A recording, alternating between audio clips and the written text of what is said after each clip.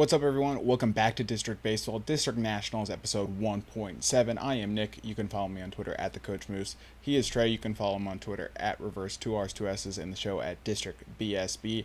The Nationals are continuously flirting with a winning record. Have not gotten there yet, but as we stand right now, recording here on May 5th, they just beat the Blue Jays.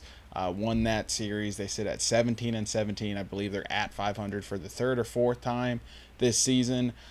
So tomorrow, massive day once again. Can they finally get above 500 for the first time since I think July of 2021? So it's been a minute, but we are flirting with, I was going to say history, recent history yet again. Trey, what's going on? Nick, the Nationals are in third place in the NL East.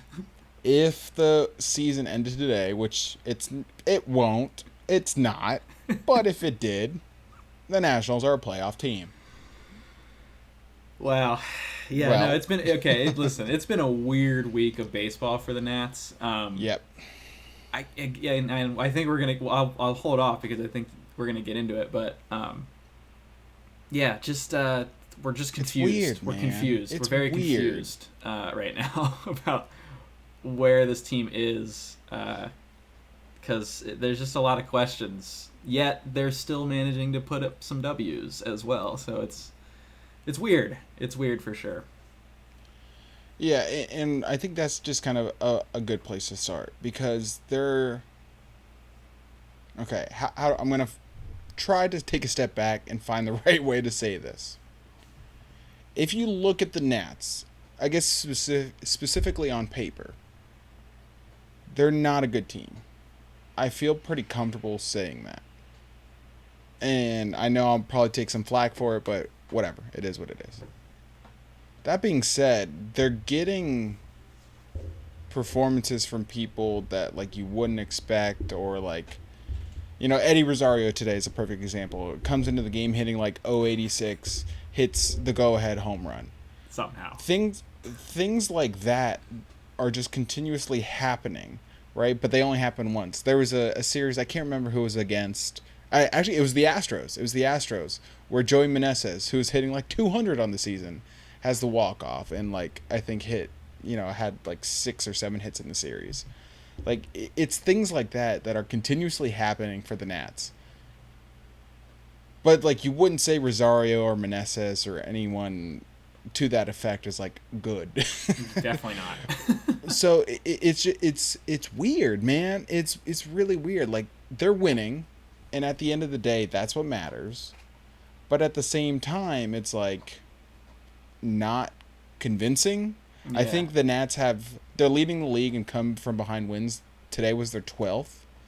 So it's like scrappy Nats, which, is becoming like a trigger word for me, but like, they're finding ways to win, overcoming adversity, but it's like a lot of that adversity is self-inflicted. Exactly. So it's like it's this weird kind of place to be where it's like we're winning. It's that meme where it's like, typically I see it in football. It's like, nice, the Nationals play today. The 98% in the middle is like, oh my God, I'm going to kill myself. And at the end, it's like, nice, we won. Yeah, exactly. Like that's how a Nationals game feels, like on a day-to-day basis. That's literally the other night against Toronto is exactly that meme. Right. It's like the wins are nice, but they don't feel convincing at all. But they're wins, so it's like it's hard to feel upset about it at the same time. Yeah, the Toronto game the other night, the first game of the series, Yusei Kikuchi completely shut us down on offense. And at that point, the Rangers series, we scored 2 runs. The Nats scored 2 runs in 3 games, managed to win one somehow. Yeah. In the middle of that, a 1-0. Like that's the type of stuff we're thinking about. Right. Like, how do we, like the stat, like we should have gotten swept, but somehow in the middle of that we have a 1-0 shutout just randomly. I don't get it. Yep. And I don't know if we could continue to do that, but it's entertaining. Yeah. So, so that's kind of like a perfect segue. So we're 34 games into the season. The Nats sit at 17-17. Again, they're in a playoff spot right now for whatever that's worth through 1 month and change of the season. That's crazy though. Are the Nationals good? let me rephrase it. Are the Nationals where? Maybe put a percentage on it. Where are the Nationals in their rebuild right now? Well, I'll answer the first question. No. Okay. Okay. All right. No. I guess maybe they are different questions. No, they're not good. Technically. Technically. They're managing to basically the sequence of events when they play well, it's when they need to play well. It's like they'll get like kind of just dominated in a game, but then when they really need to have 11 runs like today, they did it. It's like I don't know, because then we got one run the game before that and looked like garbage. So it's just the volatility of this team. They just keep going up and down. My bigger concern really is the lack of depth and the way I've been saying this last couple weeks. They're just so top heavy. I mean, it's today it was a balanced effort. I will say, but if C.J. Abrams or Luis Garcia aren't doing anything, then there's not a real offensive presence. Today was an exception. CJ only had one hit, but Luis Garcia had four. If you're not getting production from the top, then it's like you really have nothing. Although I haven't done this yet, but I'm gonna do it, and it kind of feels gross, but I'm gonna give Ildemaro Vargas credit because he's straight up playing good. I can't even deny it. He's always been fine in his role, though. It's when they try to give him an expanded role. I mean, he's played, goes to shit. He's played a decent number of games, but yeah, he's not in like a normal starting role. Right. But he has a 140 WRC plus. That's wild. And I'm not expecting that to continue. But he's been really good. Teams were interested in him at the trade deadline last year. Yeah, hopefully they'll be interested again. They didn't pull the trigger. Granted, like, I don't know what you would realistically get for Ildemaro Vargas that would, like, really move the needle. Yeah. Like, the Nationals, this could have been a situation last year where they were like, it's more beneficial for us to have Ildemaro Vargas just because he is a utility player than to have, like, a 19-year-old in single A. That I would kind of understand because you're not going to fetch, like, a significant return for a utility player that is just like a rotational bench piece. That's probably accurate. But if he's got a 140 WRC plus by the time it's then maybe which he won't. Maybe, but Nick Senzel has also played well in his return. That's what I wanted to talk about. And again, sustainability is a big keyword here. Like, we don't know, but he's looked okay. He's actually walking at a decent clip, which he's never really done before. That's kind of that's giving me a little hope that maybe he's seeing the ball kind of well. Yeah, like the batting average, he's at 246 as we record today. Fine, because the OPS is at a 872. Yeah, I mean he's crushing the ball. Like basically every hit right. is an extra base hit right now. Yeah, so the early returns on that signing are good. It'll be really, really interesting to see what they decide to do. Should this look somewhat... Let's say he's at a 240 average and at 800 OPS, right? Maybe 10-ish home runs around the All-Star break. I think that's realistic. 5 in the next 2 months or so. I think that's realistic. Like, I'm not... Because his 5 home runs came in like a 4-game span. Yeah. So that's not going to happen again. I'm not going to extrapolate 5 through 16 games over a full season or anything like that and randomly call him to be like a 30 home run guy. Yeah. But if he's like that, it'll be really interesting to see what they do. Because the common logic would tell you to sell high. You sign these guys to 1-year deals so you could flip them and they would be attractive to contenders. But, like, if the Nationals are 500, like, do they just decide to go for it? And so it's this really weird spot because, again, I tend to agree with you. I don't think the Nationals are good. They're winning games and, people are going to be like, well, they're winning games, so how are they not good? And I get how that sounds. Yeah, it's fair, kind of. Somewhat fair. I get how that sounds, but, like, what's the long-term health of this team look like? And I don't think keeping these guys on the roster this year and trying to make a look at the Marlins last year. I think that's your perfect example. Like, they were a playoff team, got swept, and are arguably one of the worst teams, if not the worst team in baseball this year. They just traded Luis Arias. Yeah, that's another basically crazy nothing. Thing. Yeah, so I don't know. Yeah, it's just a really weird spot. And had I felt previously really good about the Nationals' direction, then I would kind of just be like, okay, I'm going to enjoy this.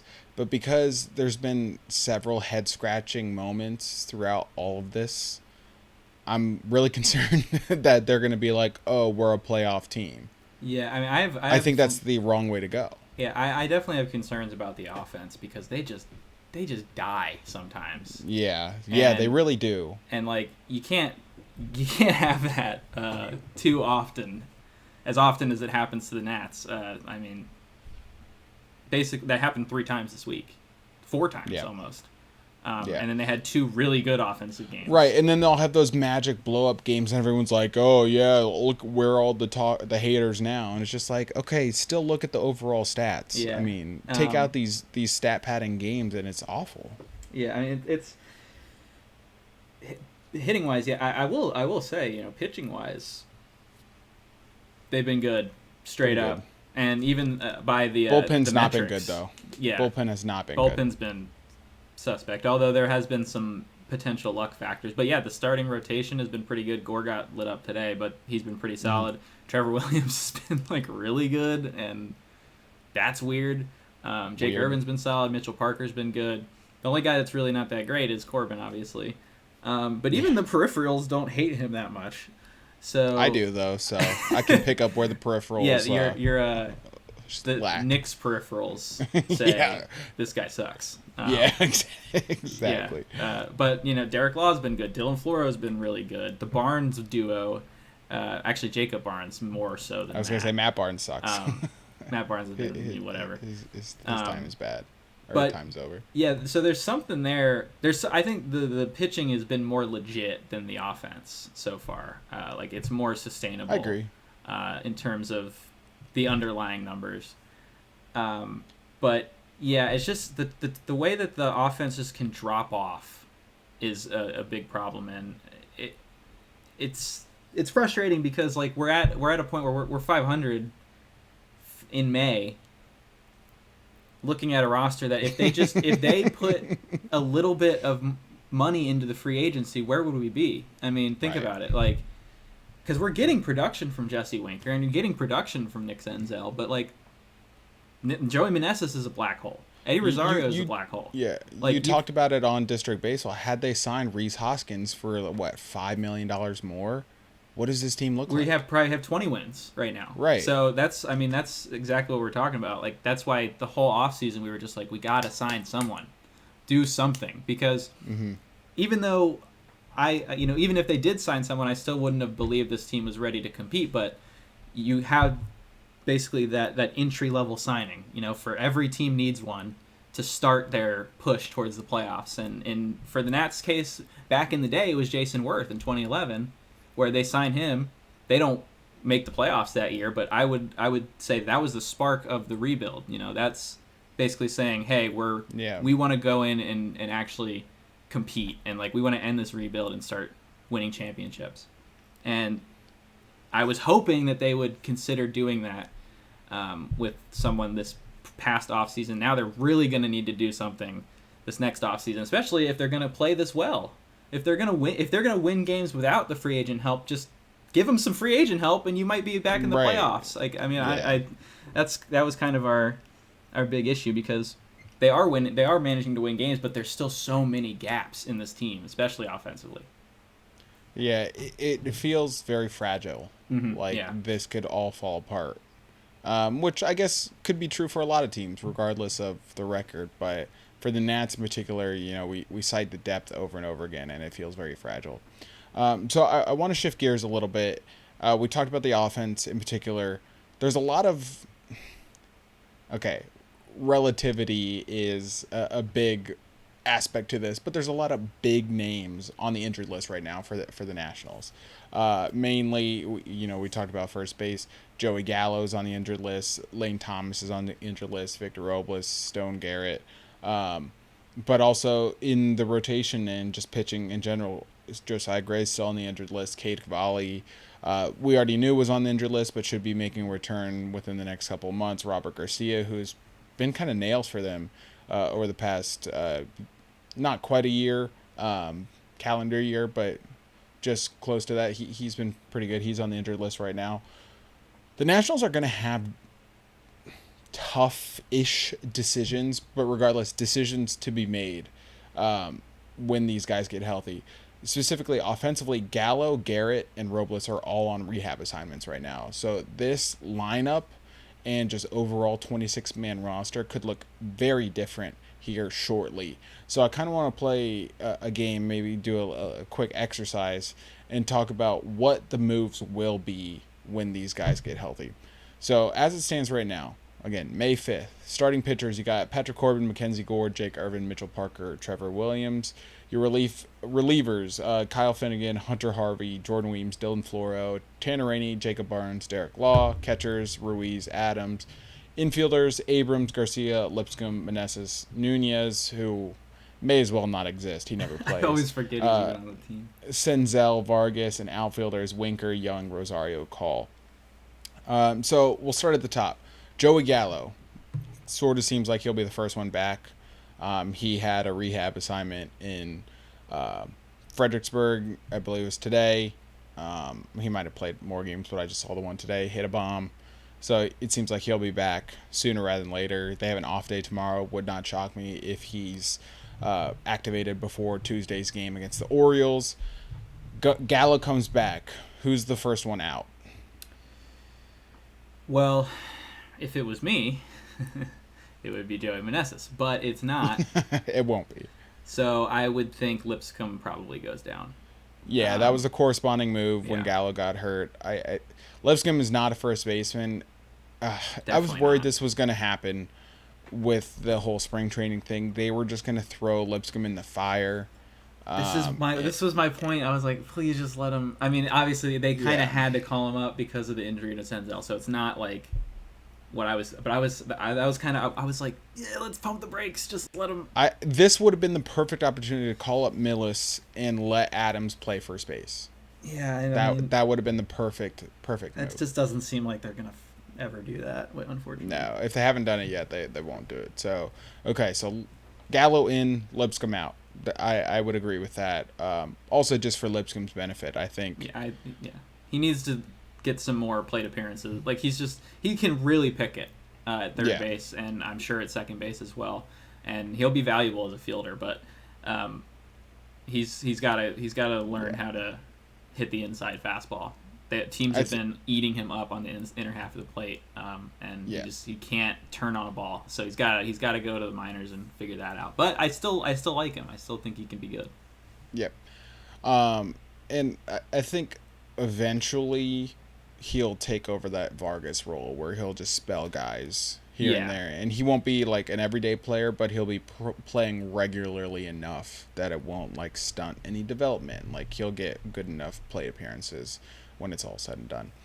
All right, let's move on. I'm actually going to start with Lane Thomas, just because. Actually, no, scratch that. I'll start with Victor Robles because he seems like he's the closest to returning. Robles will be on the major league roster when he is healthy. I assume that means Alex Call is out. Would you agree? Yeah, Alex Call. Okay, so you can't take Young out right now the way he's that's going to be the conversation here in a second. So that leaves it as Robles, Rosario, Winker, Young. When Thomas comes back, what do you do?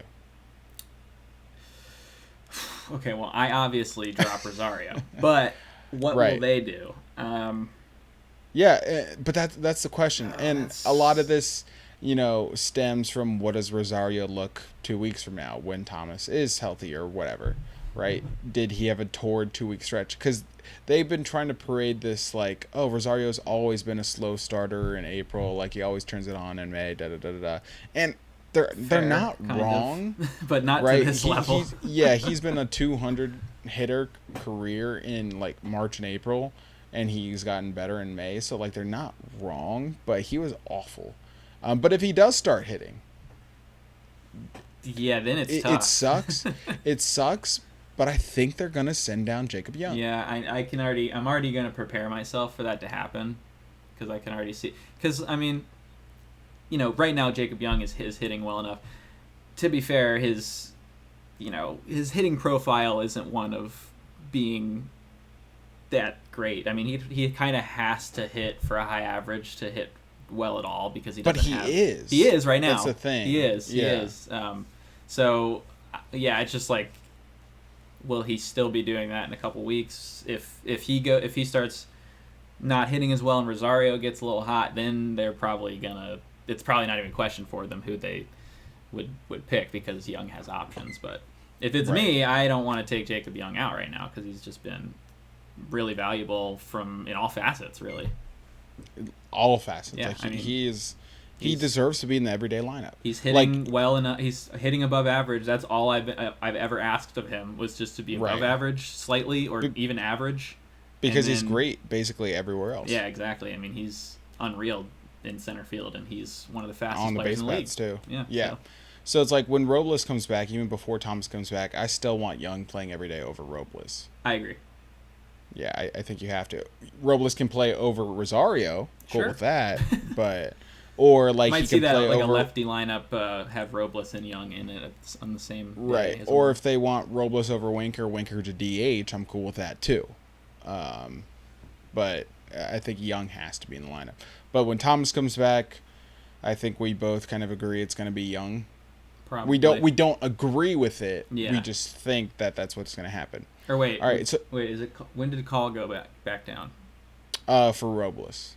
Yeah. Okay. Yeah. Sorry, I was mixing up in my head. Yeah. Well, that's why I started with Robles. I figured it'd be easier to go with the guy who's likely to return first, and that leaves us with Stone Garrett. I think easy fan favorite. Really endeared himself to fans once he got his shot last year. To me. Yeah. I've always been. I was the leader of the Stone Garrett movement. Don't let people forget. This is a tough one. It feels like they're just gonna leave him in AAA until the spot opens up, which, again, is frustrating. Like, super frustrating, because he needs to be up here, and he's better than Meneses. Yeah, and especially considering how well he was playing last year. He wasn't, and like, I mean, we think of him as kind of a platoon guy, but he really was just as good at hitting righties. He can play every day, or at least he did last year. I'm not saying that. You never know, because sometimes maybe it was a fluke. We don't know, but I would definitely love to see him up and get a chance to prove whether or not that was real, because I think he earned it, and he was a big reason why they played well in the second half. He was a huge spark for the entire team, and I think everybody, when he got hurt, everybody was just kind of devastated, because they thought, first of all, I thought it was a worse injury. The way it looked like it was potentially torn ligaments and stuff. You never want that. Luckily, it was a clean break, so it wasn't as bad. But yeah, he deserves a chance to make his mark again. And the issue, of course, being the roster construction, because we have so many freaking outfielders. Yeah. So I'm not really sure what they would do. I mean, again, Rosario is probably, or Meneses. That's who I would kick out, but will they do that? I'm not sure. They won't. Like, I'll just answer for they're not going to, because the fact that they're willingly playing him every day at DH with the current profile, and they're not alarmed or looking for other options or trying different lineups or anything like that, they still expect Meneses to find his power stroke. Or they're just relying entirely on his batting average with runners in scoring position, which is a terrible strategy. Is a terrible strategy. It's not a sticky. It's just, I don't know. It's so frustrating. But as we go through this exercise, you're starting to see like the Nationals aren't. Granted, this is all hypothetical, but I think we all agree this is sort of the likely outcome. But like the Nationals wouldn't necessarily be putting their best lineup forward or best roster forward. They're putting the guys they like on the roster as opposed to maybe the more deserving guys. Oh, for sure. Because James Wood would already be here. Right. I mean, and that's a whole separate conversation. Yeah, I mean, because he's another outfielder, and then you got Cruz eventually as well. So it's tough. I mean, if I'm playing GM, of course, I we're nuking the team. Wouldn't have Lane Thomas anymore on my team. He would have been traded last year. But do you try to move somebody? Do you try and trade?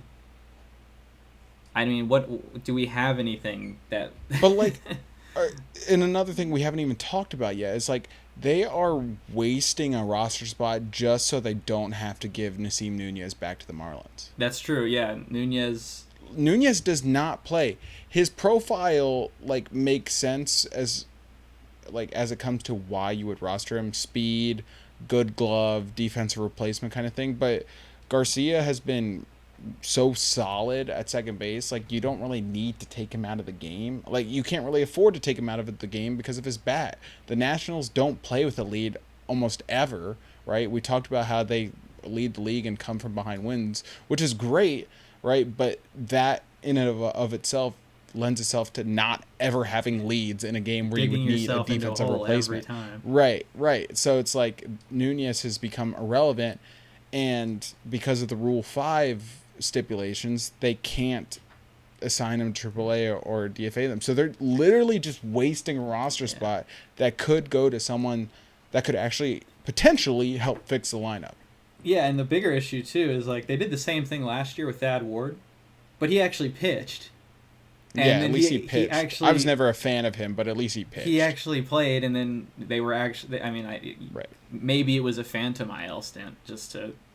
Because he didn't pitch very well, but they could at least put him on the injured list because he actually appeared for some freaking games. Nunez is just sitting on the bench. He's just gonna get like a sore butt from sitting on the bench too hard. I guess that's their phantom IL stint for him. Yeah, that also that totally overcomplicates the entire situation because you have like 7 outfielders and the dude that just never plays, just eating a roster spot. I always forget he's even on the team. Yeah. When's the last time he played? Do you know? I can't even think. Several. I mean, it's been a while now. Yeah. Yeah. The other one I want to talk about, it's not necessarily who's on the injured list that could potentially replace him. I actually think this is a guy who probably should go back on the injured list. Keibert Ruiz looks terrible. Yeah, I'm not sounding the alarm. There's other things in his game where it's just like he needs to get better, pitch framing, defense, whatever. And those are reasons I'm looking at. But like he lost so much weight from his illness, I just don't think he's like fully 100% yet. Yeah, no, he needs to go potentially recalibrate his offensive game. He took some good swings the last couple nights, and then today he looked awful. He swung at a pitch that hit him. And it wasn't even like... It wasn't like one that was... Darnell Coles has gone too far, brother. It was like so inside. Like I can't even think of why he even thought to swing. But yeah, he doesn't look right, and he definitely looks skinny. So that's something because I mean it makes sense. He lost a lot. That just sucks that he got so sick. Yeah, one thing that I'm sure all pro athletes deal with, but like specifically baseball players, because it's such a long season, you lose weight throughout the season. So the fact that Ruiz has lost all this weight very quickly, and then in theory he's going to lose even more weight throughout the season, it's not like he's just like burning fat and building muscle or whatever. Like this is, you're just physically not going to feel right. Is kind of the point if you're not at your traditional playing weight, or if you don't you weren't coming into the season with the intention of playing at the weight you're at now. I get what you mean there. Yeah, so that's a little bit concerning. I think you just need to swap Ruiz and Milas. You saw the Astros. Granted, it's a little bit of a different situation, but the Astros and Jose Abreu kind of agreed to a AAA assignment just so Abreu could figure his shit out. Yeah. And again, this is a little bit of a different situation. It's health related, but I think Ruiz could benefit from just like taking time and potentially putting back on some weight. And it might be a month, right? To put on 15 to 20 pounds of healthy weight. It might take a while. Whereas like a guy like me, I could do it no problem. Yeah, but you build different. but like it would be a way for Adams to get regular at bats, Milas to get a shot and be the best defensive catcher, which he is of the three, and Ruiz to get time. Like in my mind, it kind of makes sense just to kind of swap those two for a little bit. It doesn't mean Ruiz isn't your catcher of the future. It just means you're kind of protecting your investment in some regard. Yeah, I mean, I think I'm cool with them giving him one more series, see if he can find something. But yeah, no, because it's just a weird situation. Like they didn't even.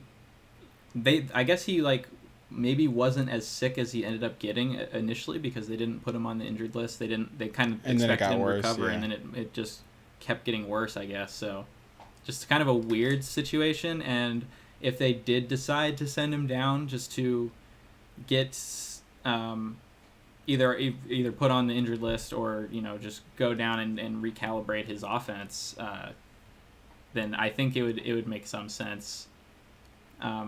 Because Milas has been pretty good at in AAA, so like it's not like you'd be replacing him with a guy that sucks. Like he's been pretty good, so it's not the worst idea, and it might be better for him. It might be. Yeah, I think so. He has to agree to that as well. So that's another thing because he is a major league player on a major league contract. So yeah, but I feel like they could probably get him to. Yeah, understand. I mean, it's not like it's not a permanent thing. So no. I think if they could, that would be the best course of action. Just to give time and there's no pressure or anything like that. All right, let's rattle off the last few. So when Robert Garcia comes back, he's gonna be back like in terms of he belongs in the bullpen, especially the way the bullpen's performing. The decision is who do you get rid of because there's kind of a couple of good options to get rid of, basically, to put it lightly. I will jump in first. I think the Tanner Rainey time has come to an end. That was what I was going to say as well. Yeah, I think Tanner Rainey's time is long gone. It really sucks. He's like kind of like Joe Ross to me, where he just couldn't he just couldn't get on the field healthy with his best stuff, and. The stuff is just diminished so much. Like it's just he just doesn't have it anymore. I mean, this was a dude that was topping out at like 101. Yep. And he can't even hit 93 almost. I mean, it just sucks. And it's bad velo and it's not good. It doesn't have good carry. It doesn't have run. Yep. His slider, he doesn't know where it's going. I mean, it sucks. Yeah, it's bad. It really sucks because. He had another really talented guy just could not stay healthy for an extent. I mean, we were talking about 2020 with Juan Soto in our other episode. 2020 Tanner Rainey was freaking awesome, and I was so excited, and it just didn't happen. So, nope. Yeah, I'm saying I don't think he has options. So you'd probably have to release him, but. Probably for the best at this point. Clears a 40-man spot if they did want to call up James Wood, though. So I'm not opposed to that. And then the rotation. The obvious answer is Patrick Corbin. Yeah. Obviously, that would require a little bit of pride swallowing. The easy answer is Mitchell Parker, but that would require a little bit of backlash swallowing, I guess. Too freaking good to send him down. Right. The one thing I will say in support, not necessarily support, I understand this move, is Parker's innings.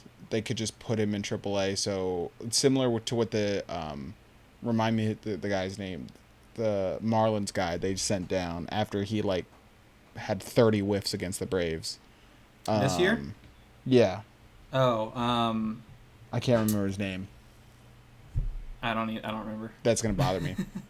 Anyways, just to like his workload purposes, they could put Parker. Oh no, poor choice of words. They could send Parker down to AAA and just kind of not stretch him out, but like ease his workload so they don't overwork him in the majors and then call him back up. But the answer should be Corbin. Do you think there's any chance of that happening? Not until, you're about 100 games deep, probably.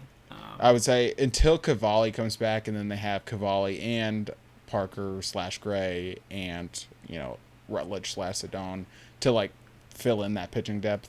I agree. In May, I don't see it happening. Yeah, no, not me either. I feel like if a Corbin DFA is coming, it's gonna happen after he's thrown 120 innings, probably. Yeah, they're gonna get their money's worth. Yeah, even they're gonna if get it his comes innings with in, a 7 ERA, and then maybe they'll cut him. Yeah, because we can hope. Right now, with the way Parker's pitching, you can't send him down.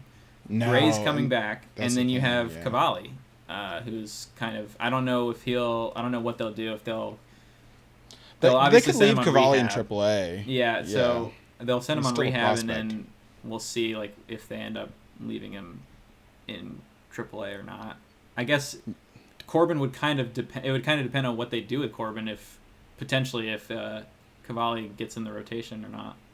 Yeah, I mean they went 6-man last year. Wouldn't shock me if they go 6-man this year. Yeah, I'd like to see it. I like it just depends what the team looks like in July, August, what the standings look like, things like that. What happens at the trade deadline. Yeah. So we'll see. That kind of does it for this episode. We just wanted to switch it up a little bit, not kind of break down every single game. So we'll kind of get back to that. We have a big series against the Orioles. They tend to whip our ass. So we'll see if the Nationals can exercise some more demons as they have this past month. But in the meantime, be sure to follow us on Twitter at DistrictBSB. Follow us on YouTube and TikTok at District Baseball. Myself at the Coach Moose. Trey at Reverse 2Rs 2Ss. Trey, any final thoughts before we wrap up? This is just a weird week in Nationals baseball, but most of them it's are. It's been entertaining. It's been entertaining at the very least. So we've gotten something so far. I'll take it. I'm leaving here with something. My final thoughts: pullover jerseys, not as bad as I thought. Yeah. Seeing them live, not as bad. I still hate the logo. That's the issue, man. It just doesn't look good. Yeah, despise the logo, but interlocking like the DC, idea. I'd be so down. It would be way better. Pullover jersey's not as stupid as I thought, but the logo is even worse. I'm still not a huge fan personally, but they looked better with the pants than without the pants. And hey, Nike's fixing their jerseys and stuff. It probably won't happen this year, but they are fixing it. Yeah, so maybe they'll look better next year. We can hope. Hopefully the Nats do too. All right, that does it for this episode. Be sure to follow us on Twitter. Follow us everywhere. Be sure to like, subscribe, comment, review, all that good stuff. And in the meantime, let's go Nats. Let's go Nats.